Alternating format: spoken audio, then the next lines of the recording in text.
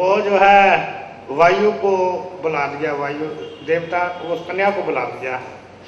तो वायु देवता को देखकर बोली इसके साथ मैं बिल्कुल नहीं शादी करूंगी, ये बदमाश है, ये तो औरतों को भी छेड़छाड़ करता है वायु में, और दुपट्टे उतार देता है, कभी कुछ करता है, मैं बिल्कुल इसके साथ शादी नहीं करूँगी। अब ऋषि ने सोचा इससे बलवान और कौन है कि इससे बलवान जो है पहाड़ है। उसने पहाड़ देवता को बुला लिया। वो बोला महाराज बताओ, हुक्म करो, कैसे याद किया आपने?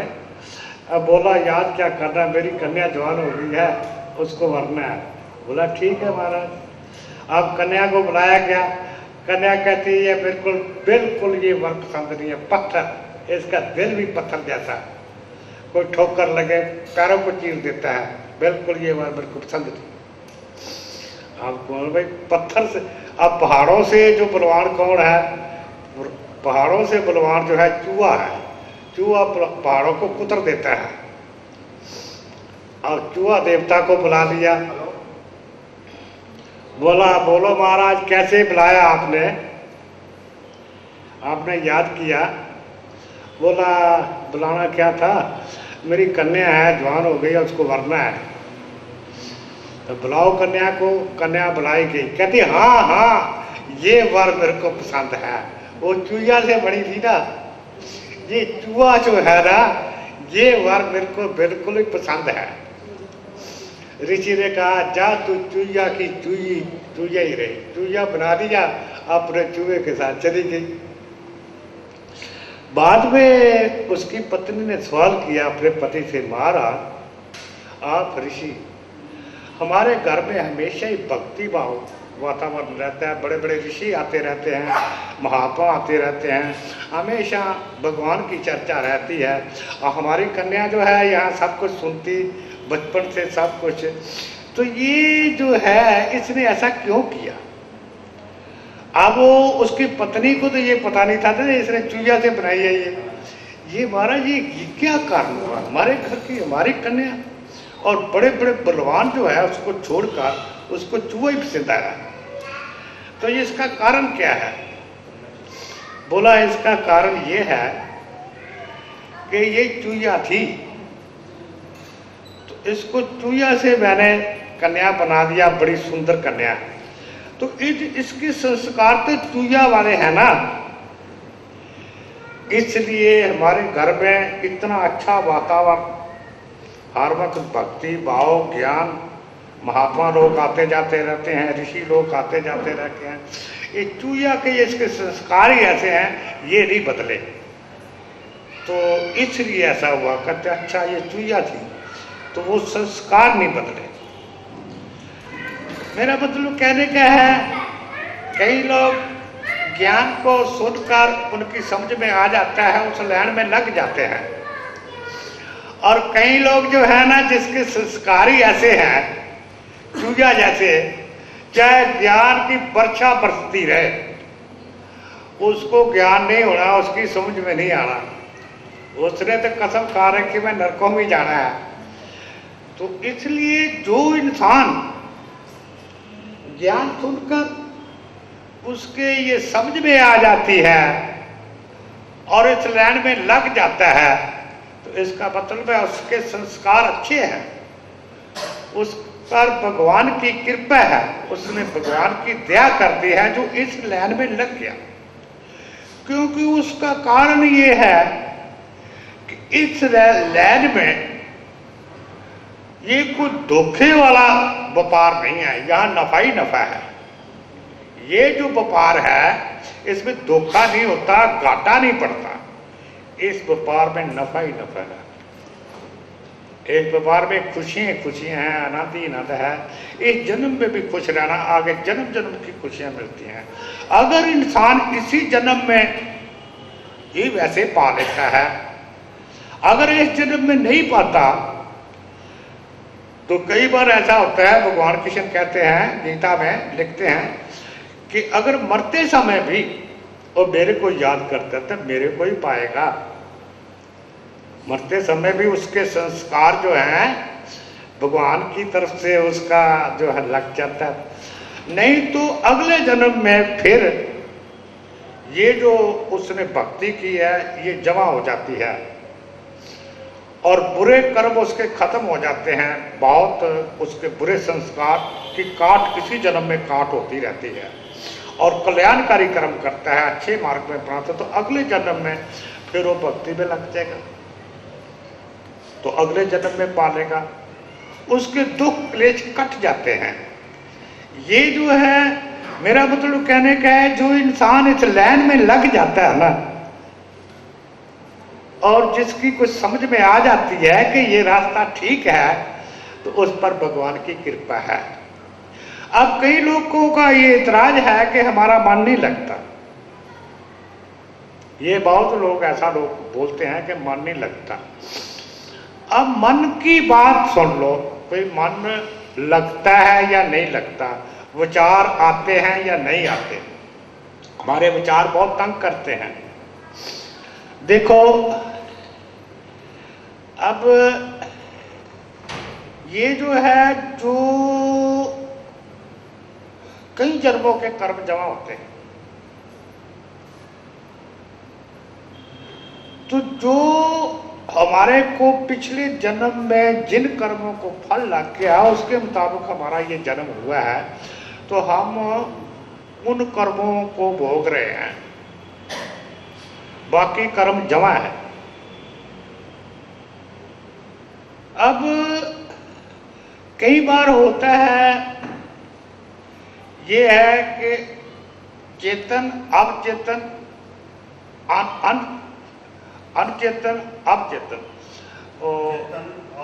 अवचेतन अचेतन चेतन और मेरे को अंग्रेजी में पता है ना, चेतन हाँ वो चेतन अवचेतन अचेतन, ये 3 स्टेज हैं। अब ये जो हम भोग रहे हैं, ये तो जो अच्छे बुरे कर्म हैं वो हमारे प्रारब्ध के कर्म हैं।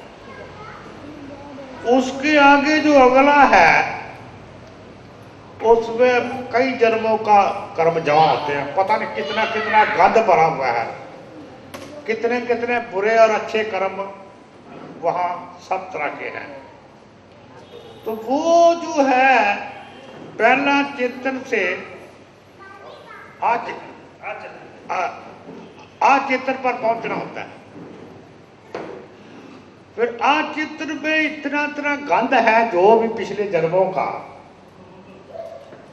अच्छे हैं या बुरे हैं, वो सारे विचारों के रास्ते निकलते हैं। कई बार देखा भक्ति नहीं करता तो इतने विचार नहीं आते, और भक्ति में जब बैठता है तो मेरे विचार दौड़ाई दौड़ आने लग जाते हैं। उसमें जब वो विचार सारे खत्म हो जाते हैं इसी जन्म में, तो आचेतन में फिर जब पहुंच जाता है वो, तो वो है साफ शांति आ जाती है। फिर वो आगे मालिक की तरफ, फिर उसको विचार नहीं आता, उसका गंध सारा निकल गया, फिर वो मालिक की तरफ वो चलता है। तो ये जो गंदगी पड़ी है ये इसकी सफाई करना जरूरी है। अब यहां आता है कि जो इंसान भक्ति मार्ग में चलता है और अपने मन को वाच नहीं करता, वो ये नहीं देखता कि मेरे मन के अंदर कैसे कैसे विचार आ रहे हैं, इस चीज का जो ध्यान नहीं देता, जिसके अंदर जेलसी है, जलन रहती है, जिसके अंदर नफरत है, जो चुगली निंदा करता है, जो बुराई करता है, और कितने तरह के ऐप होते हैं जो है मैं क्या क्या बताऊं। तो वो हमारे मन के अंदर जो विचार आते हैं, पहले तो आम होता है, अभी पता ही नहीं होता, लेकिन भक्ति मार्ग में जब ज्ञान होता है तो फिर उसको पता चलता है कि ये चीज़ें बुराई हैं, ये ऐसे काम नहीं करने चाहिए। तो वो जो विचारों को वाच करना, देखना कि ये विचार कैसे चल रहे हैं, उनको देखना, दृष्टा बन के देखना। उसको हम क्या करते हैं, गलती क्या करते हैं, एक तो उन विचारों को रोकना नहीं है, अगर तुमने रोका वो फिर वहां जमा हो जाएंगे, फिर तुम्हें तंग करेंगे। रोकना नहीं होता, क्योंकि कई बार समाज में ऐसा देखा गया है, कोई कर्म ऐसा है जो समाज के खिलाफ है या घर वालों के खिलाफ है, तो हमारे मन में वो करने की है, लेकिन समाज के डर से या घर वालों के डर से उसको हम रोक देते हैं, वो जमा हो जाता है, वो खत्म नहीं होता। तो जो विचार हमारे अंदर आते हैं उनको वॉच करना, उनको देखना कि ये कैसे विचार हैं, और जो आए हैं उनको रोकना नहीं देना, निकलने दो और देखते रहो। अब हम क्या गलती करते हैं, जो विचार आता है चाहे वो बुरा है, कैसा ही है, चुगली का है, निंदा का है, बुराई का है, और बुराई का है, और कई तरह के बुरे विचार होते हैं और कई तरह के विचार आ जाते हैं, और हमारे संस्कारों के मुताबिक जो पिछले कर्म जमा होते हैं ना, वो संस्कार बन जाते हैं जन्म में, उस संस्कारों के मुताबिक वो विचार आते हैं, तो हम उन विचारों का संग कर लेते हैं। कौन संग करता है? मन नहीं करता। मन के अंदर तो मन तो क्रिया कर रहा है कि जड़ है, उसके अंदर विचार आते हैं, आत्मा संग करती है, उसका संग कर लेती है। वो जो विचार आया है, अब जलसी है, जलन है किसी के बारे में, तो विचार आ गया वो आदमी है, उसने ऐसा तो बड़ी, वो तो तरक्की कर गया वो, तो उसका नाश कैसे हो, या कोई किसी के खिलाफ विचार आ गया, तो फिर आत्मा उसको दिन रात वो सोचने लग जाता है। तो सोचना तो मन ने है, उसमें सोचता चला जाता है, वो सब करता है। वो जो सोचता है वो कर्म बन जाता है, उसका एक्शन होता है। अगर वो विचार आया, तुम दृष्टा बन के देखते रहो और तुम उसका संग नहीं किया, तो जो प्रारब्ध का वो जो संस्कार थे, जो कर्मों के मुताबिक वो जो कर्म थे, वो इस जन्म में संस्कार बन जाते हैं, और जो पिछली बुराइयां थी हमारे अंदर, तो वो संस्कारों के रूप में मन के अंदर विचार बन के आ जाती हैं, तो वो खत्म हो गया, आया और चला गया। जिस तरह वायु आती है, हवा आई और चली गई, हवा आई और चली गई, इस तरह वो सारे विचार, बुरे से बुरा विचार निकल जाता है। उसका संग ना करो, उस विचार का संग नहीं करना चाहिए। तो इसको कहते हैं वाच करना, अपने विचारों को वाच करना, देखना, ये कैसे विचार हैं। या सीधी बात है, वो विचार आया तो मालिक की शरण में पड़ जाओ, प्रभु मेरी गलती को माफ कर दो, ये जो मैं पीछे कर्म किए हैं ये उसका फल है, और ये बुरा जो आता है प्रभु इसकी जगह तो अपना प्रेम दे दे, मेरे को कल्याण भावना दे दे प्रभु, मैं सर्व जीवों का कल्याण ही मांगू, बस इसके सिवा मेरे को और कुछ नहीं चाहिए। तो ऐसा कर लो, यानी जब भी विचार आए मालिक की शरण में पड़ दो, प्रभु मेरे को तो अब तेरा प्रेम चाहिए, कल्याण भावना।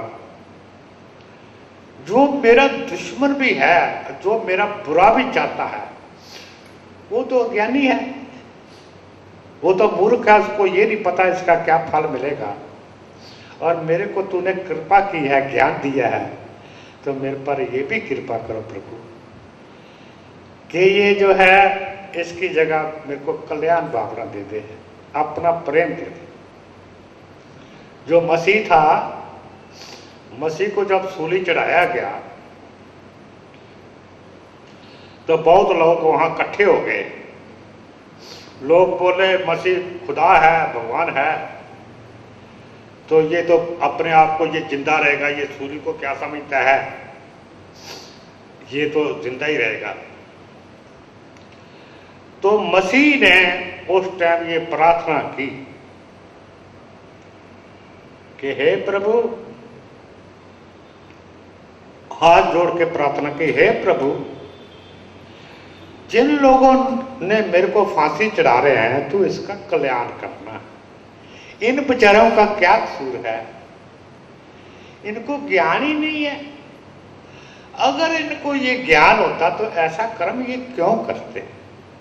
हे प्रभु, इसको किसी तरह की सजा नहीं देनी। अब वो जो उसने ये प्रार्थना की कि मेरा कोई दुश्मन नहीं है, और ये जिन्होंने ये काम किया वो मेरे दुश्मन नहीं है, वो सज्जन पुरुष हैं, उनको ज्ञान नहीं है। ऐसा कर्म तो अज्ञानी करता है। तो ये अज्ञानता के कारण कर रहे हैं। अगर इनको ज्ञान होता तो ऐसा कर्म नहीं करते। तो इसलिए जो हमारे अंदर बुराइयां आती हैं, तो मालिक की कृपा से जब हमें ज्ञान होता है तो हमारे जो पिछले कर्म है इस जन्म में संस्कार बन जाते हैं, और वो संस्कार मन के अंदर विचारों के रूप में आते हैं। वो बुरे विचार भी आएंगे, तो वो बुरे विचार में हमेशा मालिक की शरण में पड़ जाओ। प्रभु कल्याण भावना दे, मैं सर्व जीवों का कल्याण। और जिसके बारे में बुरा विचार आए कि प्रभु इसका कल्याण करो, प्रभु इसका कल्याण करो, ये सिमरन शुरू कर दो, प्रभु इसका कल्याण करो, प्रभु इसका कल्याण करो। उस तरह से तुम्हारे सारे बुरे विचार खत्म हो जाए। फिर आगे एंड सफाई हो जाएगी। जिस तरह कोई गंदगी का बहुत बड़ा ढेर होता है, उसको जब उठाते हैं तो गंदगी की बदबू आती है, फिर बाद में बिल्कुल खत्म हो जाती है, फिर शांति आ जाएगी। फिर इसलिए जो कहते हैं, जो इंसान अपने विचारों को कंट्रोल नहीं कर सकता, जो अपने विचारों को वाच नहीं करता, देखता नहीं है अच्छे बुरे का, और जो दूसरों को देखकर जलता है और जो बुरे विचार पर चलता है, उस आदमी को इस लाइन में नहीं पढ़ना चाहिए। अगर वो आदमी फर्ज किया समाधि में पहुंच गया, इसके इन सब विचारों से रहते, उसकी समाधि लगने लग गई, तो उसका नाश अवश्य है। क्योंकि उसका कारण है, जब समाधि लगती है तो फिर जो वो उसके अंदर पावरे आ जाती है, जो फिर वो पावरे जो है ना, बस बड़ा सा किसी ने किया, कहा कि जब तेरा नाश हो तो नाश ही है। एक दफा एक चेली थी किसी की, गुरु की, उसका पति भी चेला था। तो उसने गुरु से शिकायत की कि महाराज मेरे को बच्चे, 2 बच्चे थे, बच्चे बड़ा तंग करते हैं और मेरा पति जो है मेरी मदद नहीं करता। वो टेलीफोन में नौकरी करता था। वो बोला गुरु जी देखो, मैंने अब दफ्तर भी तो जाना होता है, तो जब तक मैं घर रहता हूँ देखभाल कर लेता हूँ बच्चों की, और फिर जाने के बाद मैं क्या करूँ आने के। तो वो बोली गुरुजी मेरे को शक्ति दे दो। गुरुजी ने उसको शक्ति दे दी। हालांकि वो लाल सूर्य पर पहुंची हुई थी, भाई लाल सूर्य मेरे को दिखता है। गुरुजी ने शक्ति दे दी। एक गुरु और बैठा था, वो बोला तूने जबरदस्त गलती की है, अभी इसकी अंदर की सफाई तो हुई नहीं। जो संस्कार हैं जिनकी अभी मैंने बताया, अब वो चली गई, वो बैठी भक्ति में। तो बच्चों के हाथ है खेलना कूदना, इधर बस सो जब खेल कूद रहे थे, हंस रहे थे बच्चे, तो कहते जा तुम्हारी मृत्यु हो। वो मृत्यु हो गई दोनों। फिर बाकी आई, गुरु जी मेरा नाश हो गया। मेरा क्या बात?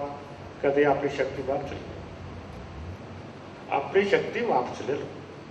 ऐसे ऐसे बात हो गई, अनर्थ हो गया, मेरा तो गरीब बर्बाद हो गया। तो ये इतनी जल्दी नहीं करना चाहिए मेरी समाधि लग जाए, मैं बस भगवान के साथ मिल लूं। मेरे विचार आते हैं, मेरे बुरे विचार आते हैं। अब बताओ वो जो संस्कार जो बुराई के निकल रहे हैं, तुमने उनको देखना है और मालिक से दुआ मांगनी है, और तुमने उस बुरे विचार की बजाय मालिक से ये दुआ मांगनी है, हे प्रभु ये मेरे पिछले जन्म की जो गलतियां हैं, ऐसा विचार आते हैं, इसकी जगह मेरे को कल्याण भावना दे, मेरे इसको प्रेम दे, अपना प्रेम दे, बस मेरे को ये चाहिए। तो इसलिए इस बात से नहीं घबराना चाहिए कि जो है, क्योंकि ये संस्कार जो होते हैं, जिस तरह चूया के संस्कार थे, वो उसका क्या कसूर, उसको वारी नहीं को पसंद आया, उसको चूहा ही पसंद आया। तो ये इंसान के विचार जो हैं ये बड़े प्रबल होते हैं। और भक्ति लाइन में फिर गुरु लोग ये इतनी जल्दी नहीं करनी चाहिए, मेरी समाधि लग जाए, मेरा ये हो जाए, मेरा वो हो जाए। लग तो जाएगी, बड़ी बात थोड़ी है, कईयों की लग जाती है। तो वो जो अंदर गंद पड़ा है उसका कौन जिम्मेवार है? जिस तरह से 50 साल का बर्तन है, पड़ा है, मैला पड़ा है, और मैं कहता हूं इसमें खीर बनाओ, और वो 50 साल के बर्तन में तुम लोग खीर बनाते हो, अच्छा दूध डालते हो, चावल डालते हो, चीनी डालते हो, गरी, सब गरी मेवा डालते हो, बड़े प्रेम से बनाते हो, लेकिन वो खीर जहर बन जाती है। हालांकि चावलों में ठीक ठाक है, उसको ऐसी जहर वाली कोई बात नहीं, चीनी भी ठीक ठाक है, कोई जहर वाली कोई ऐसी बात नहीं है, और दूध भी ठीक ठाक है, कोई जहर वाली ऐसी कोई बात नहीं। जो मेवा डाला हो ठीक है, जहर कैसे बन गया? वो बर्तन मैला है 50 साल का, उसके कारण जहर पड़ा। ये अपना जो बर्तन है ना, ये साफ करना है भाई, इसकी सफाई बड़ी जरूरी है। अब एकदम गुरु पावर दे देगा तो उसको संभालना किसने है? वो संस्कार तो चूया की तरह बड़े प्रबल हैं, तो वो जहर बन जाता है, उल्टा नाश हो जाता है। इसलिए इन बातों को नहीं, तुमने तो उसकी श्रद्धा विश्वास रख के उसके चरणों में हमेशा टिके रहो, और हमेशा कल्याण भावना मांगो, और उससे प्रेम मांगो, और सच्ची भक्ति करो। और जो है, कई लोग जो है अपने स्वार्थ के मारे कई तरह का पूजा पाठ करते हैं, या कईयों को मानते हैं और ज्ञान व्यान को नहीं मानते, तो इस तरफ नहीं चलना चाहते हो। ये भी ठीक है, मैं तो किसी को मना नहीं करता कि तुम पूजा ना करो, पाठ ना करो, ये ना करो। अब जो है, मैं एक बात कहता हूं कि चलो वो देवी देवता है या हमारा इष्ट है, कोई भी है, उसको छोड़ दो। दुनियावी हिसाब से आप देख लो, रिश्तेदारियों में बहन भाई और रिश्तेदार हैं, मित्र प्यारे हैं, अड़ोस पड़ोस है, अगर रोज स्वार्थ ही स्वार्थ चलेगा तो तुम्हारी मित्रता कब तक चलेगी? जो एक आदमी स्वार्थ ही स्वार्थ करता है तो दूसरा तंग आ जाता है, हर नजर तो आता है, और स्वार्थ के मारे बड़ी चमची भी मारता है, बड़ा प्रेम भी करता है, तो अगला आंता है भी जो इतनी चमची मार रहा है, प्रेम कर रहा है, तो फिर क्या, बहन जी ये दे दो, बहन जी ये चीज दे दो, बहन जी वो दे दो, बहन जी वो दे दो, मांगते ही रहना कुछ ना कुछ, कुछ ना कुछ। आहार उसकी खटपट हो रही है, अगला भी समझ जाता है। तो हम लोग स्वार्थ के मारे पूजा करते हैं, स्वार्थ के लिए पूजा करते हैं, हमारी उससे कोई प्रेम नहीं है कोई। तो जो आम आदमी इतना भेद जानता है कि ये स्वार्थी आदमी है, तो उसका प्रेम नहीं रहता, तो उनका प्रेम कैसे हो जाएगा? वो तो जानी जान है। ये तो सोचो जरा, हम कोई भी पूजा करते हैं, कोई भी पाठ करते हैं, कहीं भी जाते हैं, स्वार्थ रख के चलते हैं, बिना स्वार्थ के हम नहीं। हे भगवान मेरे को ये दे दे, हे भगवान मेरे को वो दे दे, हे मेरे भगवान। फिर कहते हैं हम तो जी भक्ति करते हैं, हम तो बड़ा वो करते हैं, अच्छी भक्ति है तुम्हारी, तो ठक हो। ये भक्ति है क्या? भक्ति होती है प्रेम की, निस्वार्थ। अब देखो बात ये है, एक छोटा बच्चा है, वो बीमार हो गया, तो डॉक्टर बोला इसको बर्फी नहीं देनी, मिठाई नहीं देनी। तो अपनी माँ को कहता है माँ मेरे को बर्फी दे। तो माँ सोचती है कि अगर बर्फी दूंगी तो डॉक्टर ने मना कर रखा है तो ये इसका बीमार और हो जाएगा, ये तंदुरुस्त नहीं होगा। तो माँ चाहती है मेरा बच्चा जो है तंदुरुस्त हो जाए। अब बच्चा सोचता है कि माँ मेरी दुश्मन है, मेरे को बर्फी नहीं देती, सोच अपनी अपनी। अब माँ का तो हृदय जानता है, माँ का जो प्रेम बच्चे के प्रति है, तो माँ तो सोचती है इसकी सेहत अच्छी हो जाए, तंदुरुस्त होकर जो मर्जी खाएगा, वो मना थोड़ा ही करती है। लेकिन नहीं, बच्चा ऐसा सोचता है। इसी तरह से अगर हम सच्चे मन से प्रेम करते हैं, भक्ति करते हैं, हमारा चाहे कोई भी इष्ट है, तो ये बताओ प्रेमी जो है अपने प्रेमण के लिए तो अपने प्राण भी दे देगा प्रेम में। ये दान दौलत या छोटी मोटी चीजें हैं, ये तो वो अपने प्राण भी दे देंगे, दे देगा। भगवान कृष्ण गीता में लिखते हैं जो भक्त मेरे को एक बार रोता है मैं उसके लिए 2 बार रोता हूं, मेरे आंसू उससे भी ज्यादा। प्रेम में बड़ा बल है। तो जो प्रेमी होता है अपनी प्रेमण के लिए किसी चीज की कसर नहीं छोड़ता। आप घर में ही देख लो, अपने पति से प्रेम करो सच्चे मन से, और पति जो है ना तुम्हारे लिए कसर नहीं छोड़ेगा। वो हमेशा ये कहेगा इसको किसी तरह का दुख ना हो, किसी तरह की कमी ना आए, इतना यत्न करेगा। माँ जो है जिस तरह अपने बच्चे से प्रेम करती है तो कोई कसर छोड़ती है किसी तरह की। प्रेम में बड़ा बल है। और स्वार्थ जो है, स्वार्थ तो नाश है। स्वार्थी आदमी जो है दुनियादारी में तुम देख लो तो वो ईट जो है भगवान कृष्ण जैसे, तो वो जो है वो हमारे अंदर बैठा है, भगवान हमेशा अंदर है, वो सब कुछ देख रहा है, सब कुछ जानता है, हमारी आत्मा के अंदर बैठा है, हमारे शरीर के रोम रोम में है, हमारे प्राणों में भी है, कोई ऐसा अंग नहीं जिसमें ना हो, और हमारी आत्मा के भी अंदर बैठा है, सब ब्रह्मांडों के अंदर भी कोई है। क्या वो हमें जानता नहीं है कि इसको क्या किस चीज की जरूरत है? जो हमारे कर्मों का फल देता है, और एक एक कर्म सब कुछ, उसको एक एक सेकंड का भी पता है हम लोग क्या कर रहे हैं। हमें भ्रम रहता है, हम चोरी करते हैं तो कहते हैं कौन सा कोई देख रहा है, हम बुरा कर्म करते हैं तो कहते हैं कौन सा कोई देख रहा है, वो तो हमारे अंदर ही बैठा है। एक दफा एक गुरु ने, उसके 2 चेले थे, तो उसने 2 मुर्गे दे दिए दोनों को। तो कहता है भाई इनको ले जाओ तो जहां कोई ना देखता हो वहां इनकी गर्दन उड़ोड़ दे।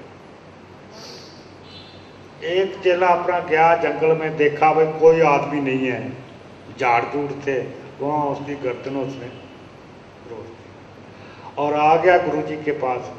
कहता शाबाश ठीक है। कहता वहां को देख तो नहीं रहा था? कहता कोई नहीं देख रहा था।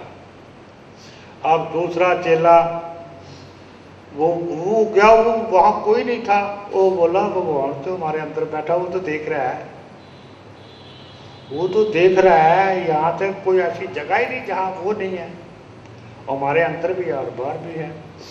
वो उसी तरह मुर्गा लेके उसके पास आ गया। कहता क्यों भाई ये तो काट लाया है मुर्गे को, तूने क्यों नहीं काटा? कहता जी आपने ये कहा था कि ऐसी जगह पर काटना जहाँ कोई ना देखे, तो भगवान तो हमारे अंदर बैठा है, वो तो हर टाइम ही देखता है और बाहर भी वो तो है, वो हर जगह पर है, हर चीज में है, वो तो देख रहा है। कहता शाबाश तू ठीक है। तो ये मत सोचो कि तुम लोग बुरा करते हो तो कोई नहीं देख रहा, वो हर टाइम तुम्हारे अंदर बैठा है। तो जो हर टाइम हमारे अंदर बैठा है, क्या हमें उसको हमारी कोई चिंता नहीं कि हमारे को क्या क्या चाहिए? जो मेरा प्रेमी है या मेरी प्रेमन है, प्रेमी प्रेमी के लिए, प्रेमन के लिए कसर नहीं छोड़ता। मैं कहता हूँ प्राण भी दे देता है वो। तो ये चीजें जो है दुनिया, वो तो मामूली बात है। तो जब तुम सच्चे दिल से, सच्ची आत्मा से उससे प्रेम करोगे, तो क्या उसको नहीं, ये नहीं पता भी इसको क्या क्या चाहिए, इसकी क्या क्या जरूरत है? बताओ, क्या उसको नहीं पता लगे? जब हम एक तरफ तो कहते हैं सर्वांतर्यामी, सब लोक लोकांतर के ब्रह्मांडों के अंदर बैठा है, सब लोक लोकांतर के पिंडों के अंदर बैठा है, सब लोक लोकांतर के जीव आत्माओं के अंदर बैठा है। एक तरफ हम ये कहते हैं ना, फिर कहते हैं घट घट का स्वामी, तो घट घट में वास कर रहा है, सब लोक लोकांतर के ब्रह्मांडों में, सब लोक लोकांतर के पिंडों में और सब लोक लोकांतर के जीव आत्माओं में। वो व्यापक, सर्वव्यापक, वो सब में व्याप रहा है। यानी कि वो ये नहीं है भी यहां है और वहां नहीं है।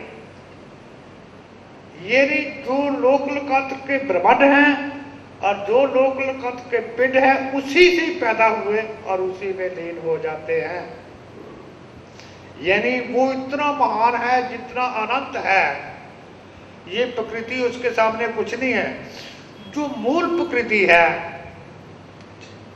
जो मूल प्रकृति है, उसे जब रचना करता है तो उसमें वो प्रवेश हो जाता है।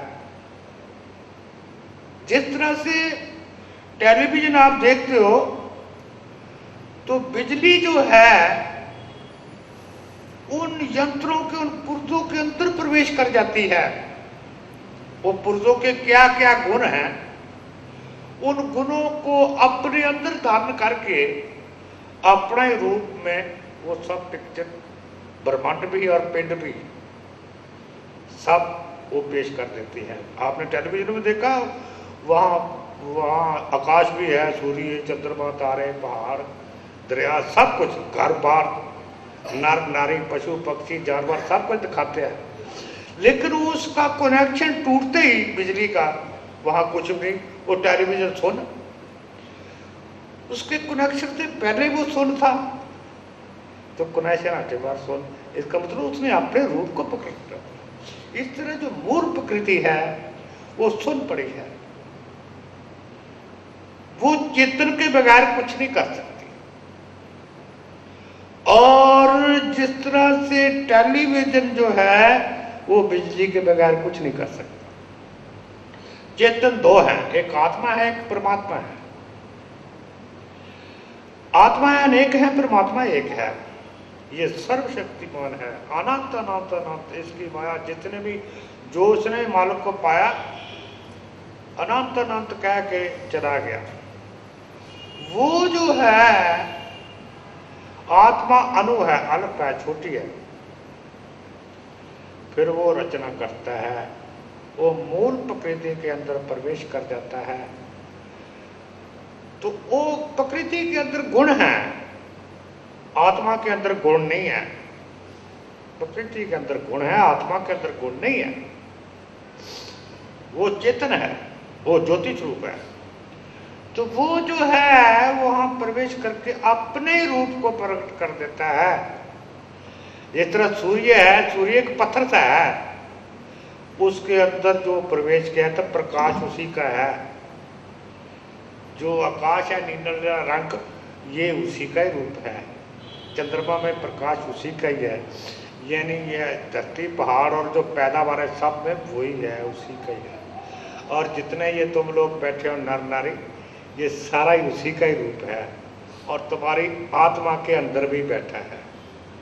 तो फिर वो क्या नहीं जानता? तो जरूर तो उन्हें भिखारी बनना है। भिखारी बनने का बड़ा चाव है, भगवान मेरे को ये दे दे, भगवान मेरे को ये दे दे।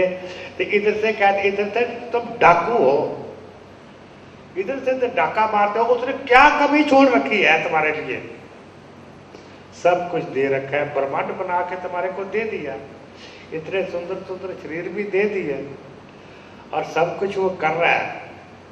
फिर कहते हैं मेरे को ये दे दे, मेरे को वो दे दे, मेरे को वो दे दे। फिर वो स्वार्थ है। भगवान कृष्ण कहते हैं गीता में, जो मांगता है उसको मैं दे देता हूं, और जो नहीं मांगता उसको क्या मिलता है? उसको मैं मिलता हूं। कब मैंने प्रवचन दिए थे, एक राजा की 3 रानियां थी, तो 2 ने जो मांगा उसको मिल गया, और तीसरी बोली महाराज मेरे को तो आप चाहिए। तो चलो भगवान ने दान दौलत दे दिया, कब तक बरतोगे, कब तक जिंदा रहोगे? अब किसको भरोसा है किसी को मैं इतने साल जीना है?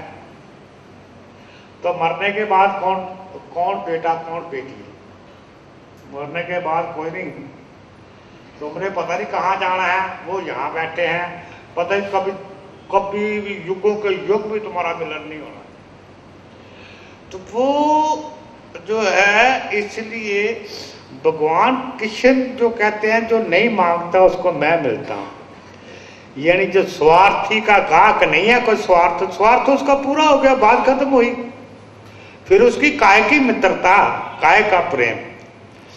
तो जो भगवान कृष्ण को चाहते हैं वो तो प्रेमी हो गया ना, वो सदा सदा के लिए अमर हो जाता है, और उसको जीते जी भी किसी तरह की कमी नहीं आने देता। उसको जो है, दुर्योधन बड़ा बलवान था, ज्यादा फौजें थी, पांडव तो बेचारे ऐसे ही थे, और फतेह उनकी हुई, नाम उनका है। जिसने भगवान का वो किया, कर्ण कहीं गुना बलवान था अर्जुन से, लेकिन ये भक्त होने से जो है, ये आप जो हनुमान थे, हनुमान कहते बहुत बड़ा बलवान था, और सुग्रीव भी तो बड़ा बलवान था। तो ये सुग्रीव और हनुमान इकट्ठे ही रहते थे। तो वो सुग्रीव की और जबरदस्ती बाली ले गया था। तो ये बलवान उस टाइम कहाँ गए थे? ये बड़े बलवान उस टाइम कहाँ गए थे? और रावण के सामने ये क्या चीज थे? तो हमने देखा ही टेलीविजन में, हनुमान कभी इधर कूद रहा है, कभी इधर कूद रहा है, और उसका जो कुंभकर्ण था उसके आगे क्या थे, और जो रावण का लड़का था, क्या नाम था उसका, मेघनाथ, उसके आगे क्या चीज थे ये? लेकिन नहीं, भक्त बड़ा होता है, पीछे भगवान का बल था, तो वो अमर हो गया। वो बहादुर है, हनुमान का नाम है, और बहादुरी में नाम आता है। उनको वो जो थे उनका नाम ही नहीं है। और अर्जुन से ज्यादा बलवान कर्ण था, लेकिन कर्ण का कोई नाम नहीं, अर्जुन का आता है। जो भगवान के भक्त होते हैं, जो उसके प्रेमी होती है, वही बलवान होते हैं, वो अमर हो जाते हैं। उसी को मालिक जो है किसी तरह की कमी नहीं छोड़ता। तो इसलिए निस्वार्थ भक्ति करनी चाहिए इंसान को, निस्वार्थ सच्चा प्रेम। भगवान से सच्चा प्रेम मांगो और कल्याण मांगो कि प्रभु मेरे अंदर कल्याण भावना दे, सर्व जीवों का कल्याण हो, सर्व जीवों का कल्याण हो। जो ये भावना है सबसे ऊंची और श्रेष्ठ है। एक दफा मैं दफ्तर में था उस टाइम, तो मेरा एक सेवक अखबार लेके आया, कहता जी गुरु जी ये पढ़ना। मैंने कहा मैं अखबार नहीं पढ़ता। कहते नहीं जी ये बात को पढ़ो। उसमें लिखा हुआ था कि एक कोई बढ़िया था,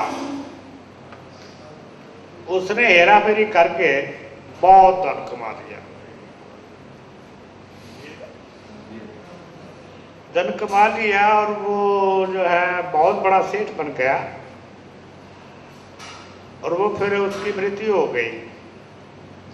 उसकी गद्दी में उसका लड़का बैठा, तो वो सेठ जो है बकरा बन गया। तो चनों का बहुत बड़ा ढेर लगा हुआ था मंडी में। तो उसने सोचा कि ये तो अपनी दुकान है, अपना ही माल है, तो खा, तेरे को कौन रोकेगा, तेरा लड़का बैठा है गद्दी में और तेरी अपनी दुकान है। पिछले जन्म के संस्कार जाग पड़े। जब वो चने खाने लगा और उसका लड़का उठा, उसने यहाँ सिर पर लठ मारा और बैं बैं करता भाग लिया। जो तुम इतना स्वार्थ करते हो बच्चों के लिए और इतने गलत काम करते हो और भगवान की भक्ति नहीं करते, उसके आगे भी स्वार्थ ही करते हो, और स्वार्थ की तुम्हारी भक्ति है, तो कब तक, कितनी आयु तक भोगना है।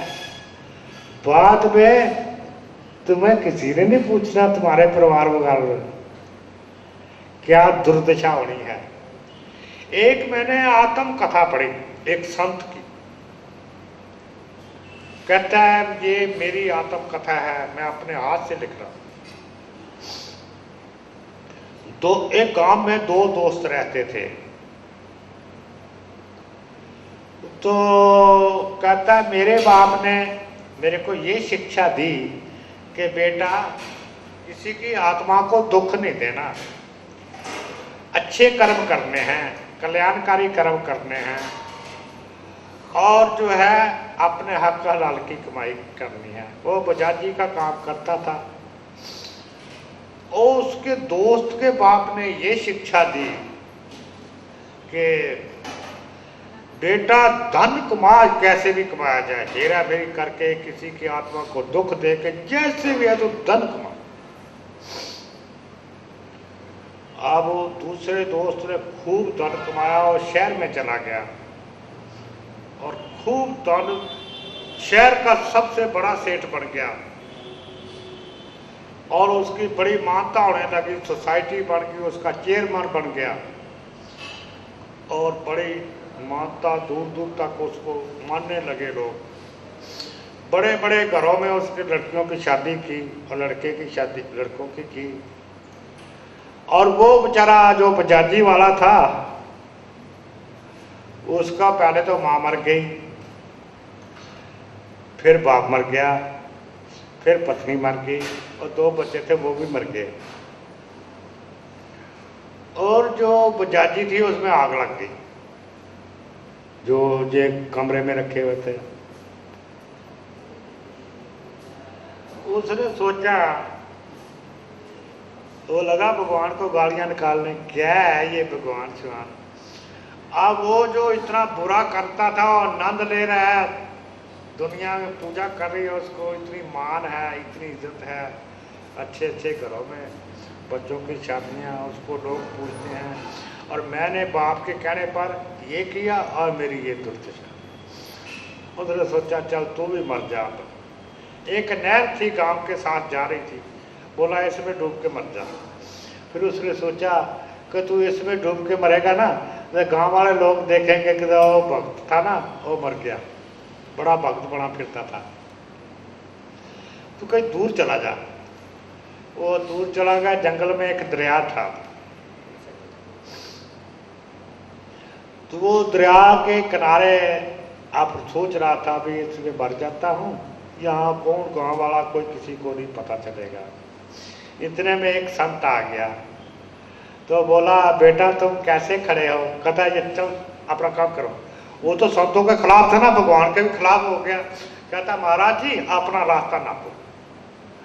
वो बोला कोई बात नहीं बेटे, अब संतों का तो पता था, कोई बात नहीं बेटे, आप देखो ना कई दिनों के भूखे हो, प्यासे हो, तो आपने जो करना है मैं रोकूंगा नहीं आपको। आप मेरी कुटिया में चलो, खाना खुना खाओ, चाव आप पियो, उसके बाद जो भी आप करना है ना आप कर लेना। और इस बात को कहता मैं मान गया, कुटिया में चला गया, खाना वाना खिलाया, चाव आप लाई और संत जी लगे ज्ञान देने। मैंने भी अपना ब्याह अब बोलना शुरू कर दिया, भी मेरे साथ ये हुई। कहता बेटा देखो ये जो मरना है, मौत है, ये को अपने हाथ की थोड़ी है कोई, ये तो प्रारब्ध के लेख लिखे हुए भी इतनी आयु में मरना है। और जिस जिसका तो उनका तो टाइम आ रहा था, अगर तेरा भी आ जाता फिर तू क्या कर लेना था, तो तेरा भी टाइम नहीं आया। चलो कहता यही बात समझ में आ गई। फिर मैं कह जी वो मेरी वो दुकान ही चढ़ गई। कहते ये घाटे नफे भी प्रारब्ध के खेल हैं, घाटे भी जिंदगी में पड़ते हैं, नफे भी होते हैं, तो ये जो है ये आना था। फिर कहते हैं तेरे पर मालिक ने कृपा की, अगर ये सब कुछ ना होता तो मेरी शरण में कैसे आता है। मालिक जो हमेशा ही कृपा करता है, हमेशा ही, वो किसी का बुरा नहीं करता। हमें ज्ञान नहीं होता इसलिए तुम लोग बुरा मान रहे हो। वो ज्ञान देता गया, समाधियां लगाने लग गया, दूर पहुंच गया बड़ी ऊंची अवस्था पे। एक दिन कहता है कि मेरे गांव का आदमी मिल गया, तो कहता आप, मैं तो यहाँ संतों के यहाँ पास यहीं डेरा लगा लिया, घर पर छोड़ आया था। मैंने कहा मेरे दोस्त का क्या हाल है। कहता वो तो मर गया। तो मैंने समाधि लगाई, मैंने सोचा मैं अपने दोस्त को देखूं वो उसने कहाँ जन्म लिया है। तो मेरा दोस्त सूरनी के पेट में था। मैंने उसकी आत्मा को बुला लिया। मैंने कहा हाँ भाई दोस्त क्या हाल है तेरा। कहता हाल तो बुरा ही है, बहुत बुरी दुर्दशा हो रही है आगे, इससे भी और होगी। कहता वो तेरे बेटे बेटियां कहाँ गए, वो तेरा मान इज्जत कहाँ गया, और वो तेरा पैसा कहाँ गया, और उसका फल तो अब तू ही भोग रहा है ना। तेरे परिवार वालों को तो कोई चिंता नहीं है, और तेरा परिवार कहाँ है। कहता कौन मेरा परिवार, अब तो सूरनी के पेट में पैदा हुआ, यही मेरा परिवार है। तो बोला दोस्त तू अच्छा रहा, तेरे बाप ने सही शिक्षा दी और तू आज इतनी उच्च अवस्था में पहुंच गया। मालिक तुम मेरे को बुला दिया तो मेरा कुछ कल्याण कर। कहता तेरा तो अब कल्याण होगा ही, अब जो तू कर्मों का फल ना भोगना पड़ेगा तेरे को। तो फिर जब कभी इंसान का जन्म, अब तो कई योनियों नीची योनियों में जाएगा, तो जब कभी इंसान के टोले में आएगा तो फिर ही तेरा कल्याण हो सकता है, उससे पहले। तो करने को तो जो मर्जी करो भाई, कोई मना नहीं है, कुछ ही करो, लेकिन ये सोच लेना फल उसके हाथ में है, फल वो देता है। आत्मा स्वतंत्र है कर्म करने में, अच्छे से अच्छा कर्म कर सकती है और बुरे से बुरा कर्म कर सकती है, लेकिन फल उसी के हाथ में है। जब हम बुरा करते हैं तो विचार नहीं करते, और जब हम फल भोगते हैं उसमें रोते चलाते हैं। एक तत्वमसी की किताब मेरे पास पड़ी है, एक महात्मा की लिखी हुई है वो, उसमें एक वृक्ष दे रखा है, उस वृक्ष पर दो पक्षी बैठे हैं। एक पक्षी कुछ नहीं खाता पीता और उसमें इतनी चमक है कि अगर तुम देखो तो आंखें चुंधिया जाती हैं। और दूसरा पक्षी जो है वो फल खाता है, फल खा रहा है। तो वो जो पहले वाला पक्षी है जिसमें इतनी चमक है, वो उसको कहता है जो फल खाता है, कहता है तू कभी मीठे फल खाता है तो सुखी होता है, जब कड़वे फल खाता है तो दुखी होता है। तू क्यों दुख सुख में फंसा हुआ है, तू मेरी तरफ आ जा, सदा आनंद में रह। तो यानी यहाँ ये जो संसार है ये एक वृक्ष बताया, तो इसके अंदर आत्मा परमात्मा का दोनों जोड़ा बताया है। तो परमात्मा तो हमारा दयालु है, कृपा करता है, तो जीवात्मा को कहता है तू क्यों दुखी हो रही है, कभी दुखी होती है कभी सुखी होती है, तो मेरे तरफ आ जा, सदा ही आनंद में रहे। देखो मैं कितना आनंद में हूँ, सदा आनंद में रह। लेकिन बात असल में पता क्या है,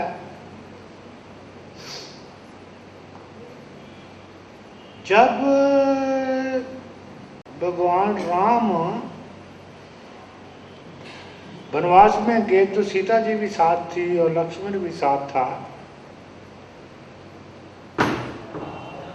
तो वहां रावण ने चाल खेली, मरीच को कहा भाई तू सोने का मिर्ग बन जा।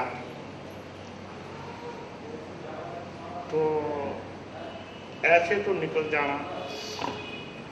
तो मरीज बोला मैं तो ऐसा कर्म नहीं करूंगा, धोखा नहीं करूंगा। तो कहता फिर तलवार देख ले। तो ये किस्सा आप सब लोग जानते हो।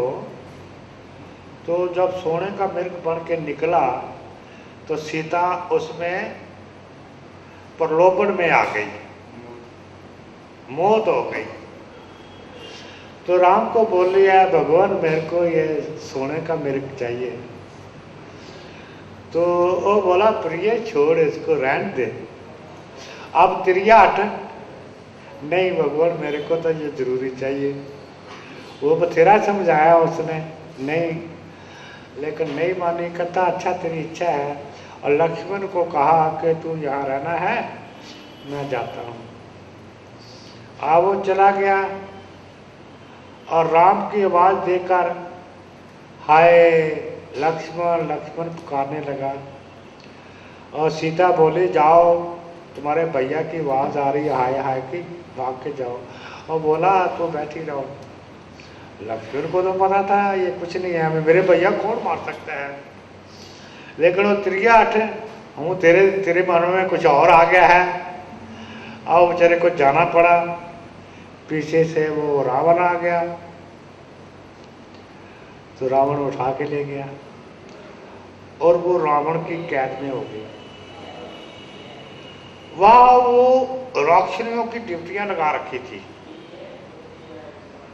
इतने घंटे तू बैठना सीता के पास तुमने, और ये शिक्षा देनी है कि देखो रावण कितना बलवान है, सोने की लंका है, हीरे ज्वारात की कोई कमी नहीं। तेरे को हीरे ज्वारात से लाद देगा श्रृंगार, तेरे को किसी चीज की कमी नहीं आने देगा। तेरा योग करेगा, वो करेगा।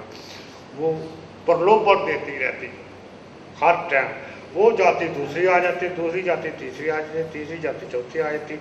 यानी सीता को एक मिनट सांस नहीं लेने देती। और प्रलोभन पर प्रलोभन प्रलोभन।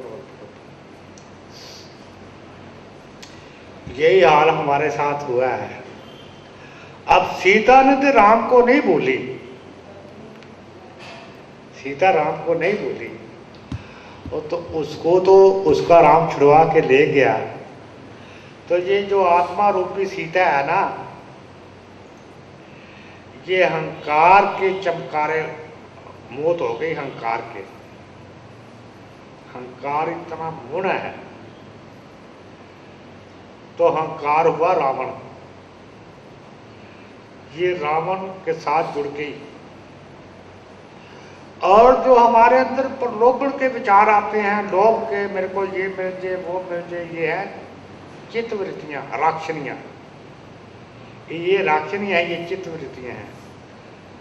तो आत्मा है सीता।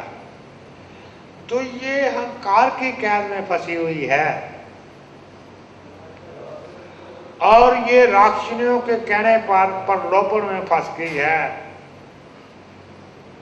और इसने जो परमेश्वर राम है उसको छोड़ दिया, उसको भूल गई है।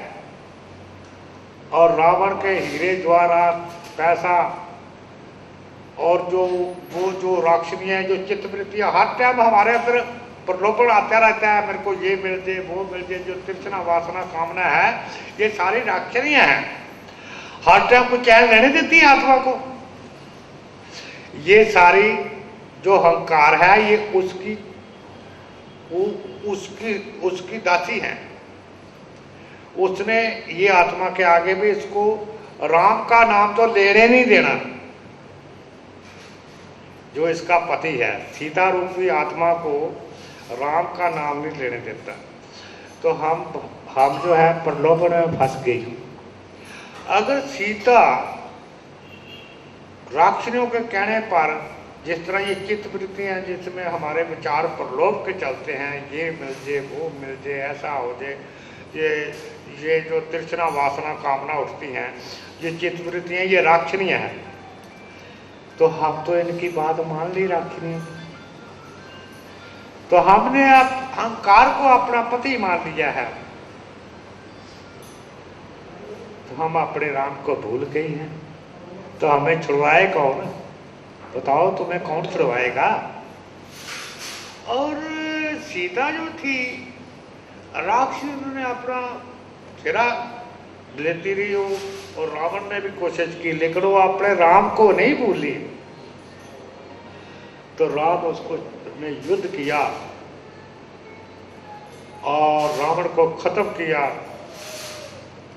और सब जो राक्षसियां खत्म किया और अपनी सीता को ले गया। अब राम बेचारा क्या करे, हमने राम को भूल ही गई। हम तो राम को ही भूल गए, हम राम की रही नहीं है, हमने तो पति रावण को बना दिया है, इसका संग कर लिया है। और जो हमारी राक्षणीय हैं, जो चित्तवृत्तियां हैं, तृष्णा वासना कामना, ये राक्षणीय है, हर टाइम इन्हीं क्या वो लगी रहती हैं।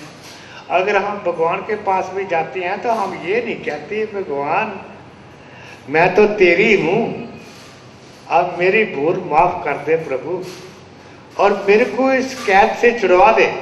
हम ये नहीं कहते, हम कहते हैं भगवान मेरे को तृष्णा वासना कि हमें ये दे दे, हमें वो दे दे, हमें वो दे दे। तो हमारा जो पति है, पति का नाता तो ना रहा, हमारा कोई प्रेम तो ना रहा, तो हमें कौन छुड़वाएगा?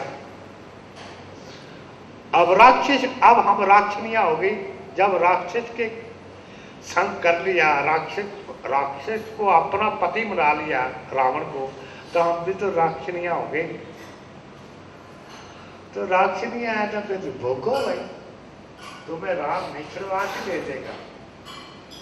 इसलिए कभी तृष्णा वासना कामना को छोड़ दो, सच्चा प्रेम उस परमात्मा से करो, उस राम को याद करो कि प्रभु मैं तेरी हूं, सदा से ही मैं तेरी हूं। मेरी तेरे साथ तो छाती हुई, तेरे सारे में ससुराल में आई और तेरे सारे वनवास में आई, तो तेरे साथ ही जाऊंगी। प्रभु मेरी भूल को माफ करो, और मैं सदा से तेरी हूं, अब भी तेरी हूं, तो इसलिए मेरे को माफ करो। तो ऐसी प्रार्थना करनी चाहिए। हमारी बात प्रार्थना, आप चाहे कहीं चले जाए, मंदिरों में चले जाए, मस्जिद में चले जाए, गुरु के पास चले जाए, बस तृष्णा वासना कामना, क्योंकि हमारा पति रावण है और राक्षनीय है, इसलिए तुम्हारा पति रावण नहीं है, तुम अहंकार के कैद में हो। तो ये जो मानव का चोला मिला है, ये कैद से रिहाई पाने के लिए मिला है।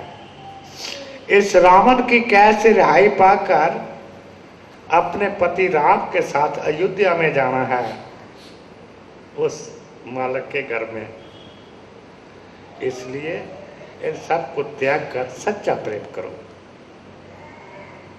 तो अपने घर वापस जाना है। वो हमारा घर है, यहाँ तो वनवास में आए थे, कोई रावण की लंका हमारा घर थोड़ा ही है, कोई रावण हमारा पति थोड़ा ही है, घर तो वही है ना, हमारा परिवार वही है, तो अपने घर जाना है। तो इसलिए जो भूल हो गई है, उस भूल को उस मालिक से दुआ मांगो, प्रभु मेरी भूल को माफ कर दो। अगर तुम तृष्णा वासना कामना करते हो तो फिर भूल की माफी थोड़ी है। तो ना तुम उसको पति मानते हो तो तुम रावण को ही पति मानते हो, तो तुम्हें ले कौन जाएगा? तुम्हें कैसे कौन छुड़वाएगा? रावण की कैसे कौन छुड़वाएगा? और सदा सदा नरकों में ही भूखोगे। अक्षर राक्षस तो राक्षस ही होते हैं, राक्षसियां।